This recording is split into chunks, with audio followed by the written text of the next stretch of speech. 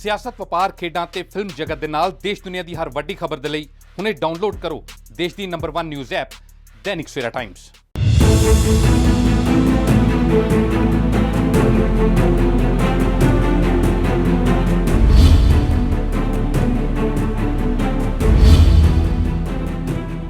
ਅੱਜ जो transfer application मंजूर हो गई है एंड श्री रजनीश गर्ग जी की कोर्ट के आ केस ट्रांसफर किया गया।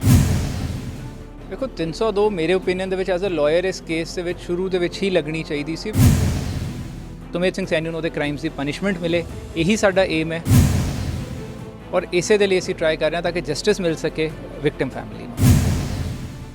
मुल्तानी केस दे विच सुमेध सैनी उपर 29 साल बाद एक मुकदमा दर्ज होया तो उस तो बाद उन्होंने उस केस दे विच पहला एंटीसिपेटरी बेल मिली तो फिर उस तो बाद इंटैरिम बेल मिली। इंटैरिम बेल 302 धारा दे विच मिली सी जो कि DGP सुमेध सैनी दे उपर लगाई ही नहीं गई। इस करके मुल्तानी परिवार वालों जज नूं बदलण दी एक एप्लीकेशन दित्ती गई सी मोहाली कोर्ट दे विच जो कि अज अप्रूव हो गई है। तो मेरे नाल इस वक्त हैगे ने एडवोकेट विरक, उन्हां नाल बाकी दी गलबात करांगे। विरक साहब की होया सी कोर्ट दे विच ते की एप्लीकेशन दित्ती गई सी?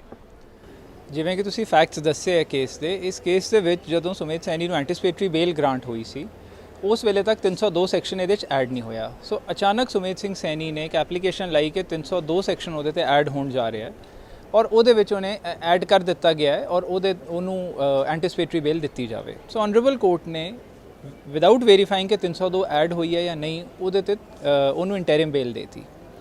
ਹੁਣ ਉਹ ਇੰਟਰਿਮ ਐਂਟੀਸਿਪੇਟਰੀ ਬੇਲ ਨੂੰ ਅਸੀਂ ਅਪੋਜ਼ ਕੀਤਾ ਔਰ ਉਹਦੇ ਤੇ ਅਸੀਂ ਟ੍ਰਾਂਸਫਰ ਐਪਲੀਕੇਸ਼ਨ ਪਾਈ ਜਿਹਦੇ ਵਿੱਚ ਅਸੀਂ ਆ ਫੈਕਟਸ ਮੈਂਸ਼ਨ ਕੀਤੇ ਕਿ ਕਿਸੇ ਵੀ ਹਾਲਤ ਦੇ ਵਿੱਚ ਜਿਹੜੀ ਸੈਕਸ਼ਨ ਐਡ ਹੀ ਨਹੀਂ ਹੋਏ ਉਹਦੇ ਵਿੱਚ ਐਂਟੀਸਿਪੇਟਰੀ ਬੇਲ ਦੇਣਾ ਠੀਕ ਨਹੀਂ ਹੈ ਲੀਗਲੀ ਔਰ ਉਹਨਾਂ ਗਰਾਊਂਡਸ ਤੇ ਔਰ ਇੱਕ ਦੋ ਹੋਰ ਪਲੀਜ਼ ਲੈਂਦੇ ਹੋਏ ਅਸੀਂ ਕੇਸ ਦੀ ਟ੍ਰਾਂਸਫਰ ਮੰਗੀ।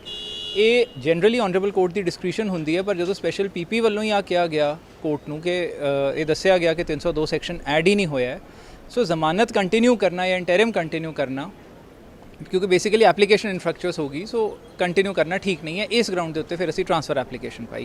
आज जो ट्रांसफर एप्लीकेशन मंजूर हो गई है एंड श्री रजनीश गर्ग जी की कोर्ट के आ केस ट्रांसफर किया गया है।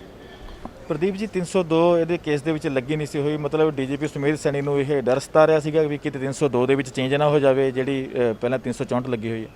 देखो 302 मेरे ओपीनियन एज अ लॉयर इस केस के शुरू के ही लगनी चाहिए सी बिकॉज ये रिकॉर्ड तो हैगा है कि उन्होंने एलिमिनेट किया गया जोड़े बंद जोड़े डिसीज ने जोड़े मिसिंग परसन ने, पर ठीक है उन्होंने 364 लाई। हुण 302 ऐड करन दी एप्रीहेंशन तां है क्योंकि किते ना किते सुमेध सिंह सैनी नूं पता है सुमेध सैनी ने भी बंदे आप एलिमिनेट किए है और उन्होंने पता सी कि जदों गवाहां दे बयान आउणगे 302 ऐड होनी बनती है। लेकिन शायद ये भी है किते ना किते इन्वेस्टिगेशन दी डिटेल्स मिल रही होण जिहड़े कंप्लेनेंट साइड लगातार प्लीड कर रही है। इस केस का एक फैक्ट मैं तुहानूं एक पहलू तुहाडे दर्शकों के सामने मैं रखदा। वेखो सुमेध सैनी कह रहा है उन्होंने सरकार तंग करने लई परचा दे रही है। जे सरकार ने तंग करना हुंदा तो 3 साल तो सरकार बनी हुई है वो पहला FIR कर देंदे। दूजे पासे सरकार का बहाना यूज़ करके वो इंसाफ तो भज्जण की कोशिश कर रहा है। साडा ये कहना है कि जदों कंप्लेनेंट की फैमिली मैंबर्स नूं एलिमिनेट किया गया है उधर भुल्लर फैमिली नूं भी मैंबर्स नूं एलिमिनेट किया गया है। सो ये इंसाफ होना चाहिए और सुमेध सैनी नूं उहदे क्राइम दे लई सज़ा मिलनी चाहिए है। हुण वैदर कैप्टन गवर्नमेंट का बायस है या नहीं, ऑब्वियसली जब कैप्टन गवर्नमेंट किते हेल्प कर रही होंदी तो 3 साल इस केस डिले ना होंदी, परचा बहुत पहला हो गया होंदा। हुण इहो जे बहाने मार के सुमेध सिंह सैनी कदे 302 दे विच एंटीसिपेटरी बेल लैण की कोशिश कर रहा है, कदे 364 वर्गे हीनियस ऑफेंस दे विच बेल लै रहा है। सो उन्हां चीज़ां नूं माइंड दे विच रखदे होए असीं एप्लीकेशन लाई सी कि एक पासे सुमेध सिंह सैनी नूं इन्वेस्टिगेशन दियां डिटेल्स मिल रही हैं जो नहीं मिलनियां चाहिए, दूजे पासे वो हवा दे विच एलीगेशनस ला रहा है, कोर्ट नूं पूरी तरह मिसलीड कर रहा है और वो मिसलीड करके रिलीफ लै रहा है। सो इस करके साडी एप्लीकेशन भी अलाउ हुई और इस केस दे विच हुण असीं उम्मीद रखते हैं कि 302 जे नहीं ऐड कीती इन्वेस्टिगेशन भी छेती होवे और जो भी रेलिवेंट प्रोविजनस ऑफ लॉ बनती हैं उन्होंने अंडर सुमेध सिंह सैनी ते पुलिस अपनी इन्वेस्टिगेशन पूरी करे, जदों ठीक इन्वेस्टिगेशन हो जाए उदों चलान प्रेजेंट करे एंड फाइनली जिहड़ी विक्टिम फैमिली है उन्होंने जस्टिस मिले, सुमेध सिंह सैनी नूं उहदे क्राइम्स की पनिशमेंट मिले, यही साडा एम है और इसे दे लिए असीं ट्राई कर रहे हैं ताकि जस्टिस मिल सके विक्टिम फैमिली नूं।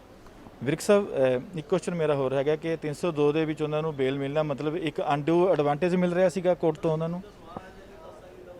देखो ये कोर्ट की डिस्क्रिशन है बट एज अ लॉयर ਮੈਂ ਵੀ ਫੀਲ ਕਰਦਾ ਕਿ ਜੇ ਸੈਕਸ਼ਨ ਐਡ ਹੀ ਨਹੀਂ ਹੋਇਆ ਤੇ ਇੱਕ ਬੈਨੀਫਿਟ ਡੈਫੀਨਿਟਲੀ ਕਿਤੇ ਨਾ ਕਿਤੇ ਆਪਣੀ ਲਿਮਿਟ ਐਕਸੀਡ, ਆਪਣੀ ਜੂਰਿਸਡਿਕਸ਼ਨ ਐਕਸੀਡ ਕਰਦੇ ਹੋਏ ਸ਼ਾਇਦ ਕੋਰਟ ਨੇ ਦੇਤਾ। ਬੇਸ਼ੱਕ ਡਿਸਕ੍ਰੀਸ਼ਨ ਹੈ ਆਨਰੇਬਲ ਕੋਰਟ ਦੀ ਦੇਣਾ, ਬਟ ਕਿਤੇ ਨਾ ਕਿਤੇ ਉਹ ਪੈਰਾਮੀਟਰਸ ਨਾਰਮਲ ਕੋਰਸ ਦੇ ਵਿੱਚ ਨਹੀਂ ਫੋਲੋ ਹੁੰਦੇ ਜਿਹੜੇ ਇਸ ਵਾਰੀ ਕੋਰਟ ਫੋਲੋ ਕਰ ਬੈਠੀ। ਹੁਣ ਉਹ ਬੇਸ਼ੱਕ ਕੋਰਟ ਨੇ ਇਸ ਲਈ ਫੋਲੋ ਕਰਤੇ ਕਿ ਕੋਰਟ ਨੇ ਆਪਣੀ ਐਂਟੀਸਪੇਟਰੀ ਬੇਲ ਆਲਰੇਡੀ ਦਿੱਤੀ ਹੋਈ ਸੀ, ਉਸ ਕਰਕੇ ਕਰਤਾ ਜਾਂ ਐਨੀ ਅਦਰ ਰੀਜ਼ਨ, ਬਟ ਇੱਕ ਐਪਰੀਹੈਂਸ਼ਨ ਇਹੋ ਜਿਹੀ ਐਕਸਪ੍ਰੈਸ ਕਰਕੇ 302 ਵਰਗੇ ਹੀਨੀਅਸ ਆਫੈਂਸ ਦੇ ਵਿੱਚ ਬਿਨਾਂ ਇਹ ਰਿਪੋਰਟ ਮੰਗਿਆ ਕਿ 302 ਐਡ ਵੀ ਹੋਈ ਹੈ ਕਿ ਨਹੀਂ, ਬਲੈਂਕਟ ਰਿਲੀਫ ਦੇ ਦੇਣਾ, ਕਿਤੇ ਨਾ ਕਿਤੇ ਉਹ ਡੈਫੀਨਿਟਲੀ ਬੜਾ ਡੀਮੋਰਲਾਈਜ਼ਿੰਗ ਇਫੈਕਟ ਹੁੰਦਾ। ਉਹ ਵੀ ਇਹੋ ਜਿਹੇ ਵਿਕਟਿਮਸ ਦੇ ਉੱਤੇ ਜਿਨ੍ਹਾਂ ਦੇ ਫੈਮਿਲੀ ਮੈਂਬਰਸ ਨੂੰ ਐਲੀਮੀਨੇਟ ਕੀਤਾ ਔਰ 29 ਸਾਲ ਤੱਕ ਉਹਨਾਂ ਨੂੰ ਇੱਕ ਸਿਸਟਮ ਦੇ ਖਿਲਾਫ ਲੜਨਾ ਪਿਆ ਔਰ FIR ਰਜਿਸਟਰ ਹੋਣ ਨੂੰ ਹੀ ਦੁਬਾਰਾ 29 ਸਾਲ ਲੱਗ ਗਏ।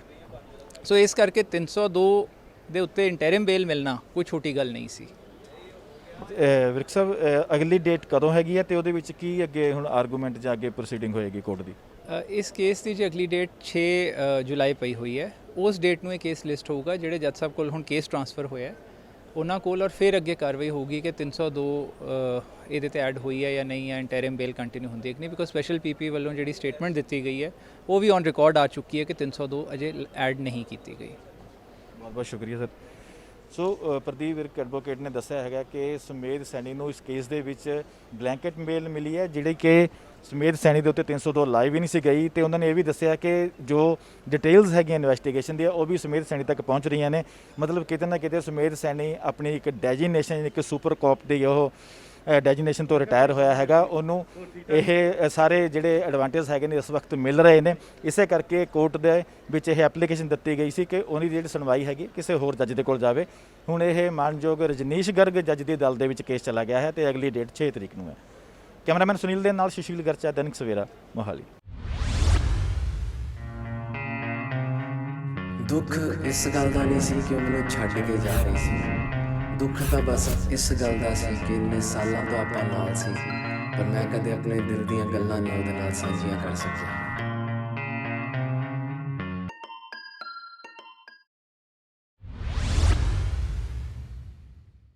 ऑल वर्ल्ड ओपन चैलेंज 17-टाइम गोल्ड मेडलिस्ट मियां रफीक मोहम्मद, पंडित, मौलवी, बेगम, तांत्रिक, इन्हां चोरा ठग्गां तो सावधान। स्पेशलिस्ट वशीकरण, सट्टा नंबर, लव मैरिज, पति पत्नी च अनबन, विदेश च पक्का होना, कारोबार दा ना चलना, सिर्फ 31 घंटियां विच समाधान। फ्री फ्री फ्री मियां रफीक मोहम्मद। मोबाइल 84 374 94 647, 84 374 94 648।